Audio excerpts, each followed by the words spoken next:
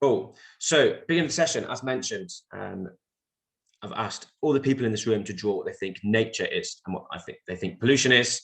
On picture one, we can see a lot of trees, sunshine, animals, and picture two, a lot of fumes, a lot of sources of pollution, and it looks like an oil spill. Similar on picture two, although this looks like two sets of nature, very pretty. Hills, trees, I presume most of that would be greenery. And lots of greenery in this one, with trash can, and this is something new, money, I believe. Money is pollution? Maybe. Nice, a big scribble of mess is pollution to this person. And a moose, I hope that's a moose, or I've really insulted you, with sunshine and water. That is pollution. And similar one here, we've got fire. It's the first time we've seen fire, cars. The word ew, someone being sick or coughing. This looks like a dead or drugged up rabbit with dead people. And then greenery with the word nice. Wow, this could be both. Maybe we'll go on to this one later. Nature, love, birds, greenery, blue, and then pollution, lots of dark colors. Similar themes happening over this one. Plastic bag, that's a new one. And a cigarette. These are either trees or wind turbines. I think both work. Oh, I speak for trees. Nice, it's trees. Dead fish and needs. Nice. Needs is pollution. Pollution is unclean natural environments with plastic bags and fish. Similar here, death. Are they tomatoes on a golf course? I don't know. We'll find out. Pollution, lots of litter. And we're seeing similar themes, not many new things now. So it looks like most people have the same view or perception of pollution. My screen's going funny, apologies. Here we are. So I'm going to draw up my presentation now and present with you. Go crazy in the chat if you can't see this, or put your thumbs down or thumbs up. And so I'm Sam, I'm one of the counsellors here. I've been with World Affairs 6 years, and this is my first time being able to present to you guys. And this breakout session is about how you guys can run your own research, and about my research. This is my university dissertation, and it was on the perception of pollution. If you guys have any questions in the chat, just unmute yourself and say your questions if you've got any questions going through. And I'm going to talk to you about the, just getting the chat sorted. So I'm going to talk to you about my research and why I did it, and kind of run you through how you can do your own. Mine was really simple, and it ended up being about a 30,000 word document, and I'll give an insight into the work you guys might be doing at university. So, perception of pollution in cities for young people. So we did just discuss what nature and pollution was. That was just to build up this image in our minds of what we think that is. These are some definitions of such. And natural scenery comes up a lot. And then not made or caused by humankind. That one's quite a different description of what nature is. One of my lecturers at university made the argument that nature no longer exists if it's not made or caused by humankind, and we have polluted the air. That means nothing can be natural because we've somehow had our input on it. And then pollution is the introduction of harmful materials into the environment. So just to run you through what my actual dissertation was, I was looking to understand the current risk perception of students in the field of air pollution, and then grasp an understanding of what factors affected how much they perceived the risk. And I was going to measure the pollution in 3 different cities and 3 campuses to see if the perceived pollution matched up to the actual pollution. So on the right here, we can see this is how anything is perceived. So we have the stimuli, and in this case, let's say it is a individual wearing a basketball jersey. I am a Golden State Warriors fan.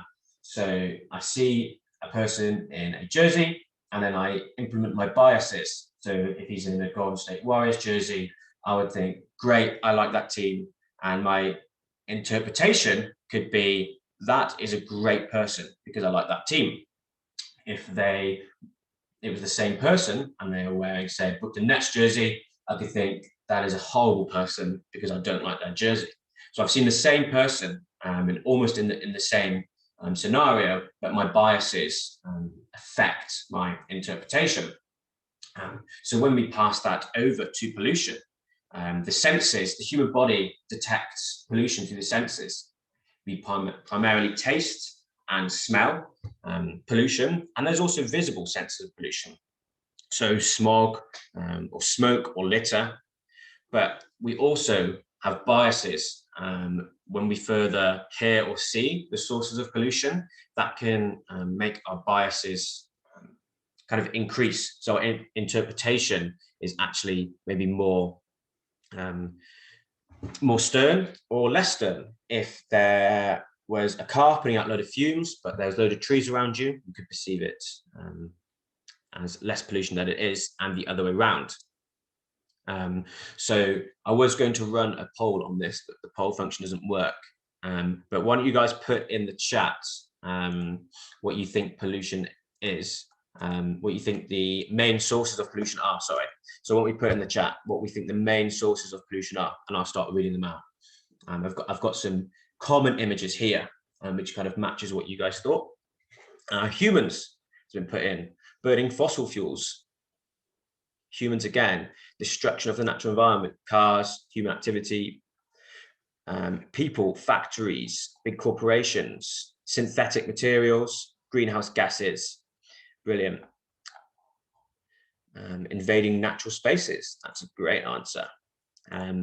So most of these things run along a line of the same themes of your drawings. This bottom left one is quite new because we do hear pollution. You can have noise pollution. So sound is another one. And that was one thing that was key in my research as we move forward. So this is the pollution over time. So this is the concentration of carbon dioxide in parts per million over the years. Everyone knows that this rate has increased. And in 2017, it went over 400 parts per million. And you can see here, it does go up and down. Carbon levels are actually seasonal. Trees sequester carbon in the summer, so they take up more carbon as they grow. And then when their leaves fall off, they also release carbon out. And same with permafrost. More is released from ground that's frozen over in the summer, and then it freezes back over. And to bring this back into the city, this is kind of a graph to show the hub of how much pollution is in urban areas compared to rural areas. And this, to answer your questions that you put in the chat, this is the actual quantities of pollution. So dust and construction is actually one of the largest of air pollution solely, waste burning, then transport, diesel, industries, and domestic cooking. So if you look at all of these, then actually everything on this graph is activities from humans. So this is all anthropogenic pollution. And then here we are. So the anthropogenic altering of the atmosphere and air conditions led to 4.2 million deaths globally in 2016 and was linked to 1 in 6 UK deaths. And this is DEFRA, so the Department for Food and Rural Agriculture for the UK. And so that shows the importance of my study. Just wanted to highlight that there, that 4.2 million deaths, and that was in 2016. So my study was focused on PM 2.5. Oh, we have a hand raised. If your hand is raised, ask the question. Anna Laura. I was just wondering, on the previous slide, what was of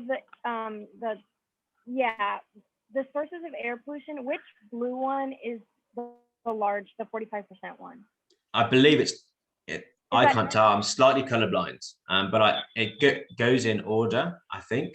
So dust and construction is the largest, because then waste burning is followed. But this is air pollution. And there's actually a lot of legislations in place to stop corporations polluting, or for them having to capture their pollution, whereas there's not a lot for dust and construction, because if you think drilling, it's quite a hard process to close in part of a cycle, so that's why it's high as well. But I'm not sure if you guys are aware of PM 2.5 and PM 10. So these are the two things that I primarily studied, and these are the size of the particulate matter. So this is a human hair, and you can see here, this is the size of PM 10, and this is particulate matter 2.5. So much smaller, and this is where these travel. So you can breathe them both in. They're like dust, and PM 10 is the larger particles, and PM 2.5 is the smaller particles. And with most health legislations, they're concerned about PM 2.5 because this smaller particle can get to almost every area of your body. And in worst cases, they found PM 2.5 in the brain. So that's how much damage it can cause. Pollution can even get to the brain, even if it's kind of dust particles or smaller particles. So even particles that aren't poisonous or change your hormones or have you react chemically, they can still travel around your body and cause disruption. So moving back to my research, these are my aims and objectives. And I wanted to obtain sound and air pollution figures representative of the three cities. So I did Birmingham, where I was studying, Gloucester, again in England, my hometown, and then Cowell University, which is where World Affairs usually takes place, and Milwaukee, which is in the city.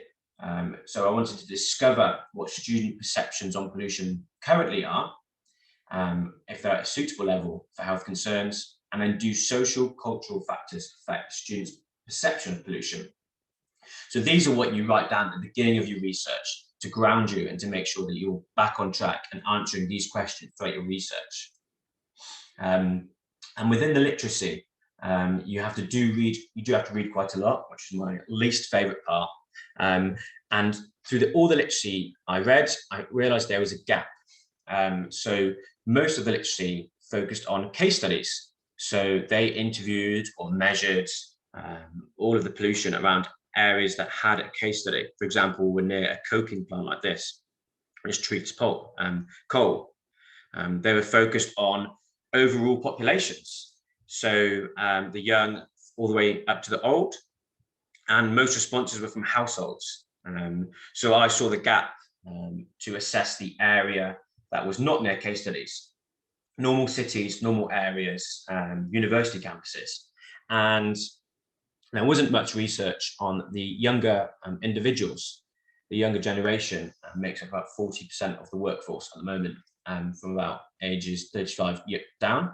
And you guys are going to be the next step in the workforce and change the world. So I wanted to assess what your thoughts were. So I want you guys to utilize the chat again. And within the literacy, it stated that either one of each category thought pollution was worse than the other. So do you think either men or women? I know there are other genders, but again, the literacy didn't test other genders. So I only had men and women to go off. So do you think men or women think that pollution is worse? Rich or poor? Do you think the rich think it's worse or the poor think it's worse? Old or young? White versus other ethnicities. This is white versus other because it was based on UK and USA, and they are white is the majority. And then to explain these ones for you, community effect is, are you part of your community? Do you know your neighbours? Appreciation for your area is, do you like where you live? And then, as I mentioned, proximity is how close you are, and then your own health, if you're healthy. So put it in the chat, just keep spamming it. Do you think, which of these do you think believe that pollution might be worse than it is, or may perceive it as harsher? So we've got women, poor, young, white, women, rich, young, white, women, a lot of women, poor, young, other. So a lot of similar thoughts. Anybody want to share why they think this might be the case? Who's brave enough to say why they've put what they've put? I will say something. Go for it. So I feel like women, they have a lot of like extra accessories. So, and they also like think a lot about details sometimes in scientific studies. It's shown that. So I feel like they might just be paying attention to those details that walk along or when they walk along the street.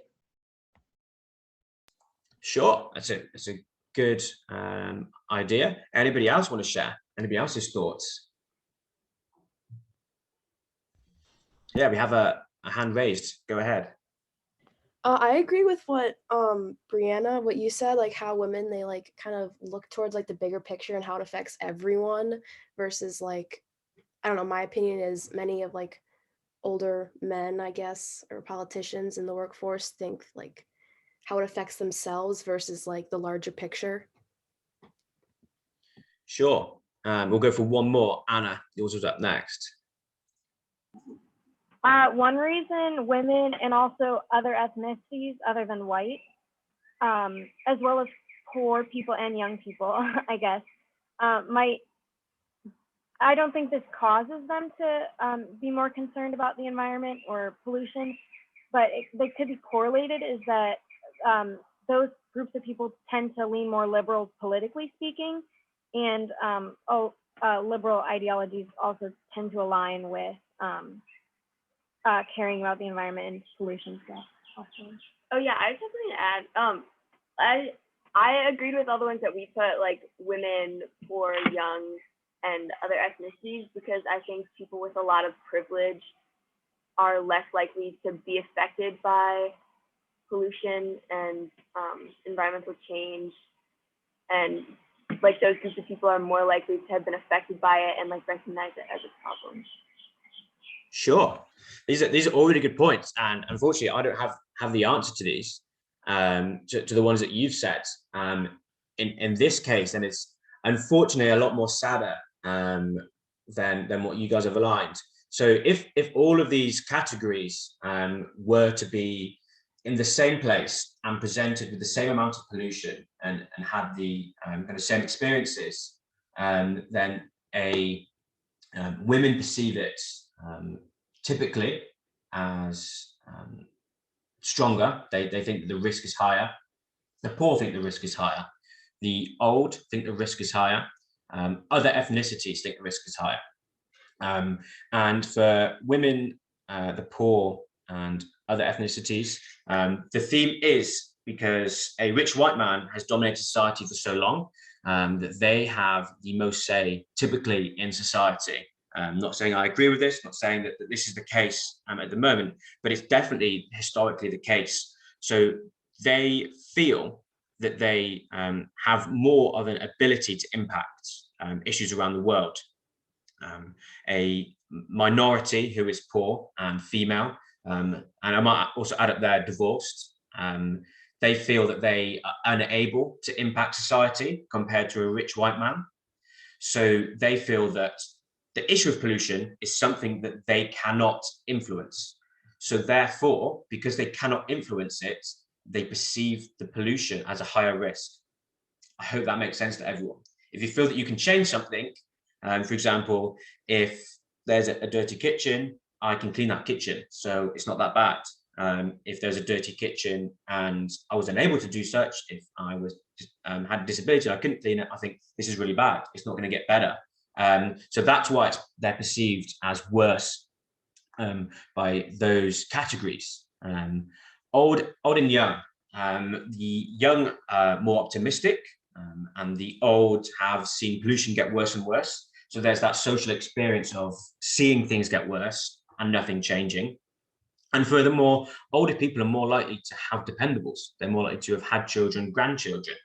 And so their perception is also for the protection of the younger individuals. So they perceive things as worse. And these next two, community effect, is similar. If you don't feel like you're part of your community, you don't feel like as a group you can take charge and fight these issues. And same for appreciation of the area. They really link. And then proximity to key source. If you're near a busy road, you will think that pollution is worse because it arguably is. And then your own health. If you are not healthy, then you think that pollution is worse because you have it is typically worse to you. So what did I do? This really emphasizes how easy a 30,000 word research document can be. I went to 3 cities, 3 campuses, and I measured noise pollution, air pollution, and 25 student questionnaires. I measured the noise pollution on my phone on a free app. And then this little gizmo at the bottom was about £10, so $15, $20. And that measured the air pollution for me in PM 2.5, as you can see here. Air pollution, because of the air, that's why I measured it. And noise pollution, with all your drawings earlier, they had a lot of cars in, they had a lot of people who make noise. So that's an indication of how bad the pollution is going to be, as well as it polluting audio wise. So that's why I did those two. And then here's just the pictures of the 3 campuses in 3 cities. This is Birmingham, where I was studying. Really cool place. You guys should go. This is Carroll, where we all should be right now. Hopefully we'll be there next year. And then this is Gloucester University. And these are the size of the cities. So they do really vary. And then these are how many students are there, just to give you an idea. And then this is Birmingham city centre. So I mapped out where I took samples from, and I used the same areas in each city. So as you can see at universities, I did like the centre, student accommodation, car park, lecture hall, and then these for the city. And I only measured outdoor only. If someone was brave enough to speak, why do you think I only did measurements outdoors, not indoors? Oh, sorry, I can hear myself because we have 2 computers at the same table. Indoors you have a lot more filters and stuff, and outdoors you're exposed to a lot more pollution, and there are a lot more sources outside that you can be exposed to. Brilliant, yeah, almost spot on. It's just the regulation of indoors. If you can filter indoor air, then it's not going to be representative of that area as a whole. And also indoors didn't really have the what am I trying to say? All the visuals that people link with pollution or link with nature. So you wouldn't really find anything that you put in your drawings indoors. So people's perception may be skewed. And then these were my results. So this is a good thing. This is what I got off the internet. So even though I did my own research, I still used secondary research. So I stole other people's work to make my life easier. And the C stands for city, the U stands for university. Gloucester was too small to find double data for, but the AQI is the air quality index, and all of their statuses were good. And then the level of PM 2.5, they were all healthy. You can see that Milwaukee was a bit higher than Birmingham, which was a bit higher than Gloucester. But if you look here, all of them were in the good range. And it only gets up to unhealthy for sensitive people, way above the figures that we're seeing here. So none of them, before I did my research, this was just online, even showed signs of the pollution being that bad with regards to the air quality. And here is what I found on all my sites. So the World Health Organization says that the PM 2.5 24-hour average shouldn't be above 25. And so for Milwaukee, the university at Carroll, the averages was 9.5. And I must say that I stood at the site for 10 minutes and I took the average of those 10 minutes. I did it in the morning and in the afternoon, but I only did it on one day of the week. So there's a flaw in my research, but I tried getting as much average as I could with the kind of budget and time I had available. Milwaukee city centre was actually the highest, with 12.6. Gloucester was relatively low, and Birmingham was also relatively low. But again, none of these were unhealthy to breathe in. And then here is the average noise pollution. The AL stands for action level. So according to a lot of government guidelines, an action level should be taken in the workplace if the air noise is above 85 decibels.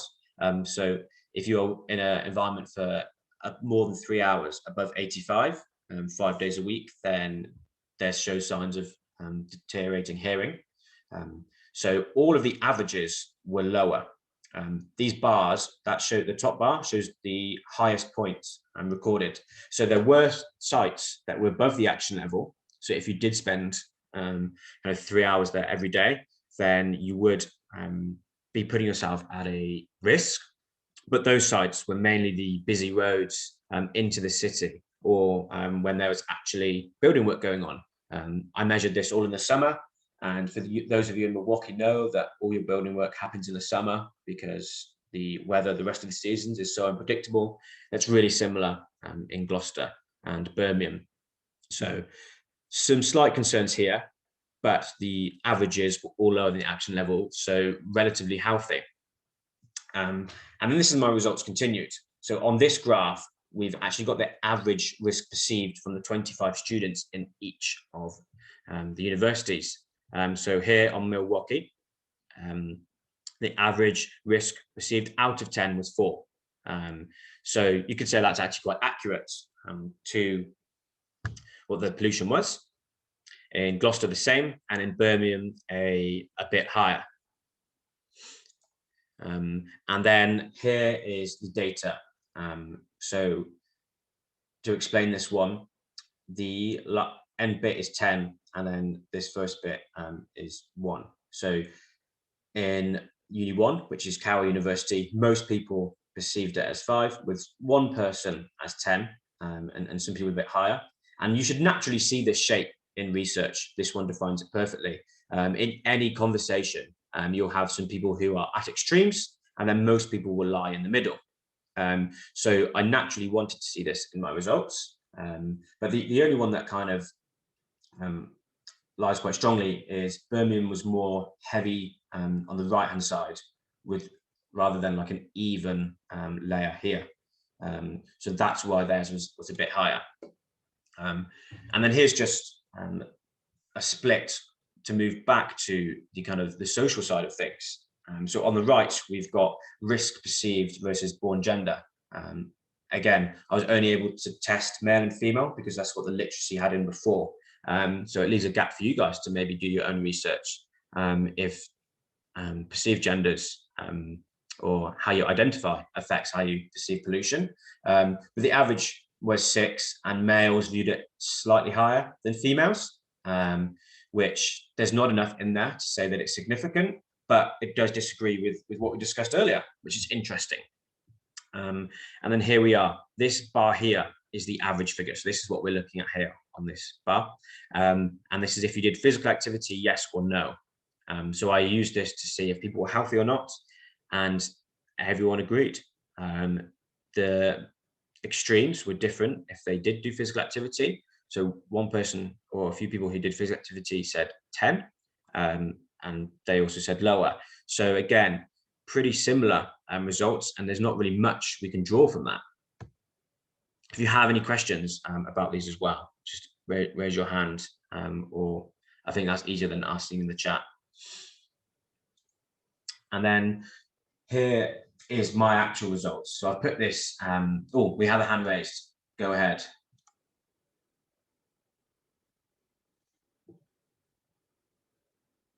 Do we not have a hand raised? Anna, Laura, and Lisa.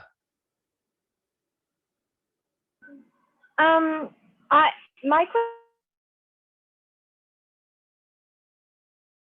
fear of wearing masks, the amount of particulate matter that people have not consumed, like inhaled, I guess, has gone down? Or do you think that people's perception of it has?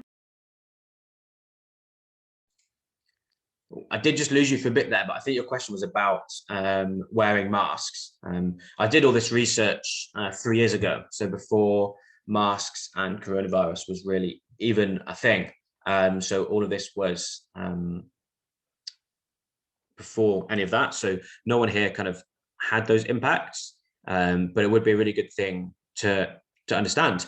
Living in London, there's a lot of smells. The underground is really kind of messy. And I've actually preferred wearing my mask now in public, or at least when on transport or when things smell, etc. So that could be a good thing to test. And I don't know if you guys are the same, but I'll probably carry on wearing my mask when I'm on the tube or on a bus. I now don't really like people near me. I don't know how I ever deal with people who I didn't know, like in close confines with me, sneezing and everything. After coronavirus, I think that's crazy, and that might be a norm that changes afterwards.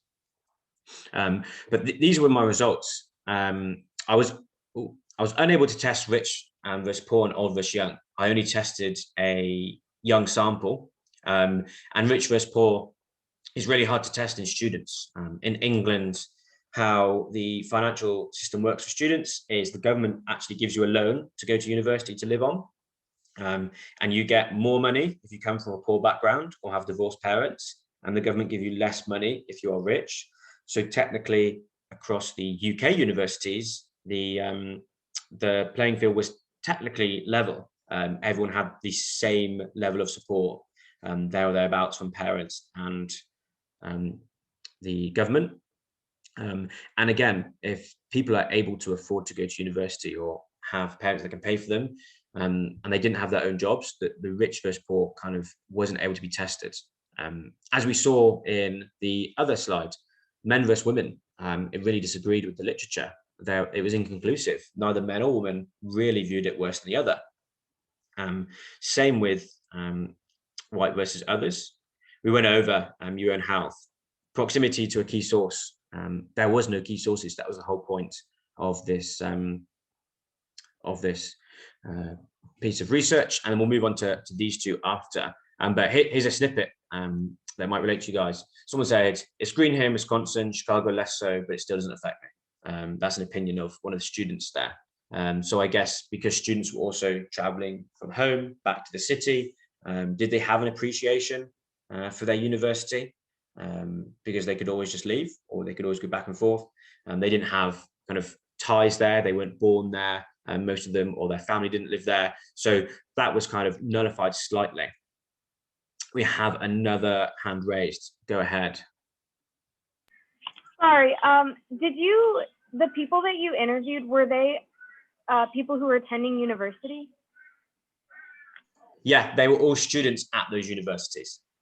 So do you think that had an impact on how people might have tended to answer, whether they, like, that higher level education had an impact? Yeah, of course. It's something I did manage to write about. I haven't included it in this, but I typically did students because it was easier for me. I was around students and new students to ask, and I did try and vary who responded to the questionnaires. But again, students are just a minority of the structure of society. So they were typically more well educated and typically more well off. That's just how our system works. So it definitely would have had an impact, and another limitation to my research. But I had a small budget, and I had about 4 to 6 months to complete this. So unfortunately, I couldn't include all things like that, but it leaves another gap in the research for you guys to do. So to add to the final findings, community effect and appreciation of the area, again, inconclusive. So it wasn't going well for me. None of my research was agreeing with the literature. So I did this PATIP, so personal ability to influence pollution. That was low. That's a question I tested. So most people thought that they couldn't really impact pollution. But then community's ability to influence pollution was high. But there was no correlation between the two. So individuals who thought that maybe as an individual they couldn't influence pollution, but individuals who thought that the community could, there was no correlation between people who voted similar on one question than the other. So again, the the correlation between the two was nullified, and it didn't agree with the literature. Yeah, sad face. Apparently, all of my dissertation didn't agree with anyone who actually knew what they're doing in this area. And why? It's because the guys I tested it, and you guys, you're so different to everyone who'd been tested before. You unfortunately don't conform to norms, which is a great thing. I don't know why I said unfortunately, it's a great thing. Unfortunately, in my case, you guys are trailblazers. You do everything different. And millennials, you see the world different. And you are the single largest group, and will soon be the biggest consumer group too. And it's people like Greta. If a 16-year-old can become on the Forbes top 100 and change the world and travel to different countries, then anyone can, right?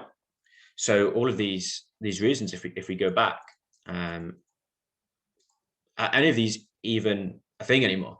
I do think they are, especially with minorities and rich versus poor. But it shows, and you guys have shown that anything is genuinely possible. So the previous constructs of how bad we thought things were, or how we act upon, or maybe how our government acts upon now, is so much different to what the next generation is going to do. And then also have here just another bad bitch I wanted to include, Marley Diaz. And I did just say the B word, but she's cool as hell. I don't know if you know who she is, but she was sick of reading books with all the pictures being white and no minorities. So she's illustrated books and got illustrations of different minorities in books. Go check her out. But these are the things that are changing research, which is really cool. And finally, you don't have to listen to my voice anymore, and I can stop sharing my screen, and we can end the presentation, and you guys can ask all the questions you want. I hope you've enjoyed it, and yeah, fire away the questions. Thank you for listening.